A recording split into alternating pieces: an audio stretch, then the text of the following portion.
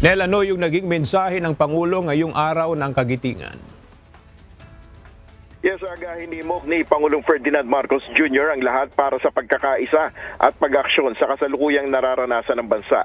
Sa kanyang talumpati sa 84th anniversary ng Araw ng Kagitingan, sinabi ng Pangulo na kahit iba ang kinakaharap na hamon ng bansa, kumpara sa mga nakalipas na panahon, sinusubok pa rin ito ang katatagan ng bansa. Gaya na lamang ng patuloy na pagtaas ng presyo ng langis dahil sa gulo sa gitnang silangan. Ayon kay PBBM, patuloy ang gagawing hakbang ng pamahalaan para mabawasan ang epekto nito sa buhay ng mga Pilipino. In moments like these, the government will do everything that is possible to cushion the impact and safeguard the welfare of our people. And yet, governance is only a part of the equation. Nation building has always been a shared responsibility.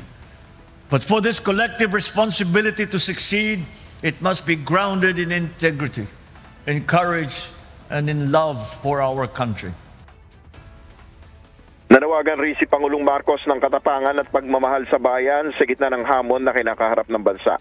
Binigyan din rin niya na ang sakripisyo ng mga bayani na lumaban para sa kalayaan ay patuloy na magbibigay ng inspirasyon sa mga Pilipino para bumangon at magsikap para sa kapakanan ng pamilya at kapakanan ng bansa.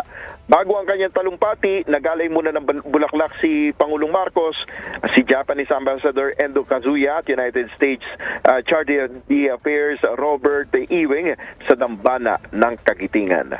Yan muna ang ating update. Balik sa iyo, Aga. Maraming salamat, Nel Mariboho.